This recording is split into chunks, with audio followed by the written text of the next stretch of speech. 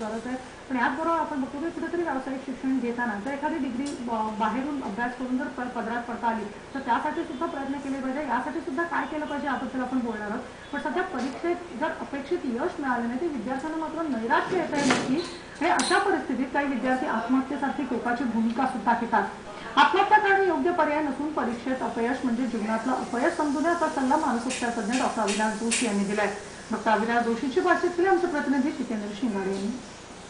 सध्या निकालाचे दिवस सुरू आहेत। नुकताच 12वीचा निकाल जाहीर झालेला आहे। आता 10वीचा निकाल येणार आहे। 10वीचेच निकाल नाही तर अनेक निकाल येणार आहेत आणि अशा परिस्थितीत जर अपेक्षित यश जर विद्यार्थ्यांना प्राप्त नाही झालं तर कधी कधी असे विद्यार्थी एकदम टोकाचं पाऊल देखील उचलतात, आत्महत्यासारख्या प्रकार देखील करतात। नेमकं या पाठीमागचं कारण काय आहे आणि अशा प्रकारचे प्रकार होऊ नये यासाठी काय उपाययोजना करण्यात यावी हे जाणून घेण्यासाठी आपल्यासोबत आहेत मानसोपचार तज्ञ डॉक्टर अविनाश जोशी। सर, मला सांगा की नेमकं अशा प्रकारचं जेव्हा विद्यार्थी पाऊल उचलतात त्या पाठीमागचं कारण काय असतं मानसिक?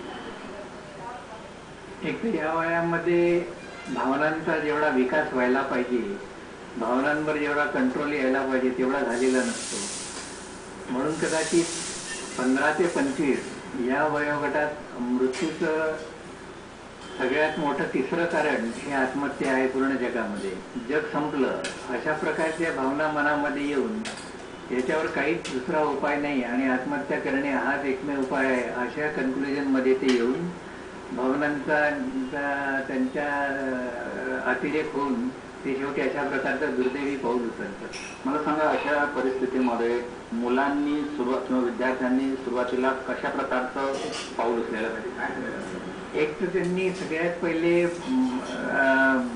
जेव्हा वर्ष सुरू होतं तेव्हा त्यांनी आपल्या मनाला एक खुणगाठ बांधून घ्यायची की मी परीक्षेसाठी अभ्यास करत नाही, परंतु मी परीक्षा किंवा मी अभ्यास जे करतो आहे ते मी ज्ञानासाठी करतो आहे, माझ्या स्वतःच्या उन्नतीसाठी, माझ्या स्वतःच्या पर्सनॅलिटी डेव्हलपमेंटसाठी मी अशा प्रकारचा अभ्यास करतो आहे आणि केवळ परीक्षा देण्या इतपतच माझा हेतू नाही। हे सगळ्यात पहिले खुणगाठ मनाची बांधून अकॅडमिक इयर चालू करावं।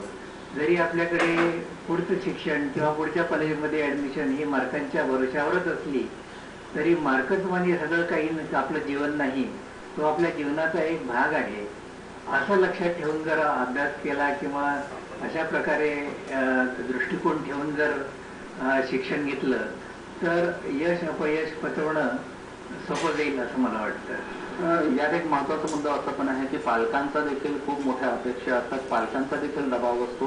अशा वेळेस पालकांनी काय करावं आणि पालकांच्या कडून काय अपेक्षा असतात? पालकांनी आपल्या मुलाला, आपल्या पाल्याला त्यांची इतक्या वर्षामध्ये त्यांची खरी म्हणजे तर ओळख व्हायला पाहिजे। 10वीपर्यंत मुलगा आला आहे तर त्याची साधारण काय कपॅसिटी आहे, काय आवडीनिवडी आहेत हे लक्षात घेऊन त्यांच्याशी वागलं पाहिजे आणि स्वतःच्या इच्छा आकांक्षा पाल्यावर न लादता पाल्याकडून अपेक्षा त्याला जितकी त्याची कपॅसिटी आहे हे याचा अंदाज घेऊन त्याप्रमाणे जर त्याला मार्गदर्शन किंवा त्याच्याकडून जर तेवढ्या अपेक्षा ठेवल्या तर मुलावर अनड्यू प्रेशर येणार नाही। शिक्षकांनी देखील कशा प्रकारचं मार्गदर्शन करायला हवं या दरम्यान?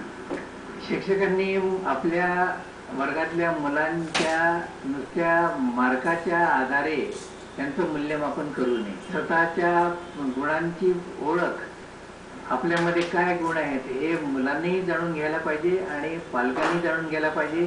शिक्षकांचं याच्यात फार मोठं योगदान आहे असं मला वाटते। तर मुलांमध्ये आणि विद्यार्थ्यांमध्ये स्वतःची कोणते गुण आहेत ते एक जाणून घेणं आवश्यक आहे। भावनांचा उद्रेक करू नये, त्याचा अतिरेक होऊ नये असं डॉक्टरांचं म्हणणं आहे आणि याला अशा प्रकारचे जर एखादं टोकाचं जर पाऊल कोणी उचलत असेल तर त्या अगोदर शिक्षकांनी आणि पालकांनी मार्गदर्शन करणं हेच तेवढंच गरजेचं आहे। दिनेश सातपुतेसह जितेंद्र शिंगाडे, जय महाराष्ट्र, नागपूर।